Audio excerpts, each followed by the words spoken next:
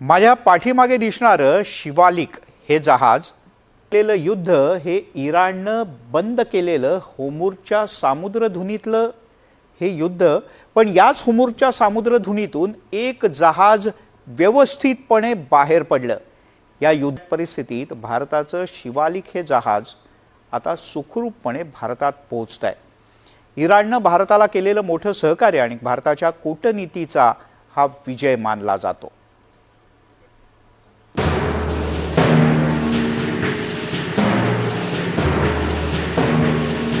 होर्मुझच्या खाडीतून निघाली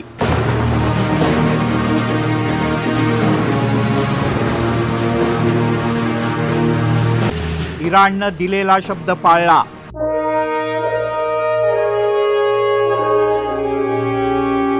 भारताचं हे शिवालिक जहाज हे जहाज आखातातून तेल घेऊन होर्मुझच्या भारतानं तेल संकटाच्या संदर्भात भारतीय तेल जहाजांना होर्मुझच्या खाडीतून वाहतुकीला परवानगी दिली आहे। भारताची शिवालिक आणि नंदादेवी ही जहाजं एलपीजी गेल्या काही दिवसांपासून भारतीय आणि इराणी नेतृत्वात झालेल्या चर्चेनंतर दोन्ही भारतीय जहाजांच्या प्रवासाला मान्यता देण्यात आली। भारताला होर्मुझच्या सामुद्रधुनीतून सुरक्षित मार्ग उपलब्ध करून दिला जाईल। भारत आमचा जुना मित्र आहे असं आता भारतीय जहाजांचा प्रवास सुरू झालाय। शिवालिक आणि नंदादेवी या दोन्ही जहाजांनी होर्मुझची सामुद्रधुनी ओलांडल्याची माहिती आहे। शिवालिक जहाजात 40,000 मेट्रिक टन एलपीजी गॅस आहे।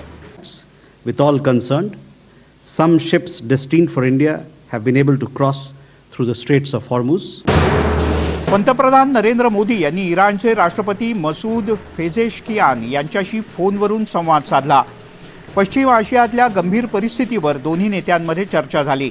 या प्रदेशातला वाढता तणाव, नागरिकांची सुरक्षा आणि मालमत्तेचं झालेलं प्रचंड नुकसान याबद्दल भारतानं चिंता सांगी। हा भारताच्या कूटनीतीचा मोठा विजय आहे। त्यासोबतच शिवालिक जहाजावर तब्बल 40,000 मेट्रिक टन एलपीजी गॅस आहे। हा भारतातल्या एलपीजीच्या संकटावर मोठा दिलासा आहे। Two Indian ships, Shivalik and Nanda Devi, crossed the Straits to ensure a safe and unimpeded transit for them in an effort to ensure our energy security. आखाती परिसरात भारताची जवळपास 24 जहाजं आहेत। पर्शियाच्या आखातात भारताची 24 जहाजं आहेत। त्यामध्ये 677 भारतीय कर्मचारी आहेत। कर्मचाऱ्यांना देशात सुरक्षित आणण्याचं आव्हान भारतासमोर आहे, पण भारताच्या जहाजांना इराणनं परवानगी दिल्यानं भारताला मोठा दिलासा मिळाला आहे। ही जहाजं भारतात दाखल झाली की भारतामधलं एलपीजीचं संकट सुद्धा दूर होईल।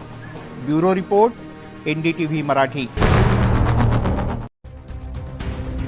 इराण, इस्रायल, अमेरिका युद्ध सुरू होऊन 25 गॅसचा पुरवठाही थांबला आणि इथूनच परिस्थिती चिघळायला सुरुवात झाली। भारतालाही याचा मोठा फटका बसलाय। देशात गॅस आणि तेलाची टंचाई निर्माण झाली आहे। तसंच तेलाच्या पुरवठ्याचं प्रमाण कमी झाल्यानं पेट्रोल डिझेलच्या दरवाढीची टांगती तलवार सुद्धा आपल्यावर आहे। तर गॅस अभावी अनेक उद्योगधंदे बंद। पंतप्रधान मोदींनी काल लोकसभेत आणि आज राज्यसभेत सुद्धा हे बोलून दाखवलंय। दुनिया में जो कठिन हालात बने हैं उनका प्रभाव लंबे समय तक बने रहने की आशंका है। इसलिए हमें तैयार रहना होगा, हमें एकजुट रहना होगा। राज्य सरकारों और केंद्र सरकार के प्रयासों से देश इस गंभीर वैश्विक संकट का प्रभावी रूप से सामना कर पाएगा। याचाच अर्थ भारतीय अर्थव्यवस्थेपुढे अनेक गंभीर आव्हानं या युद्धामुळे तयार झाली आहेत आणि यामुळे येणाऱ्या अडचणींचा सामना दीर्घकाळ भारताला करावा लागू शकतो। युद्धामुळे भारताची 65% तेल आयात प्रभावित झाली आहे। रिफायनरी, गॅस प्लांटवरील हल्ल्यांमुळे उत्पादनात घट झाली आहे। गॅसच्या तुटवड्याचा देशातल्या अनेक कंपन्यांवर परिणाम। गॅस, डिझेल नसल्यानं कंपन्यांचं उत्पादन ठप्प पडलं।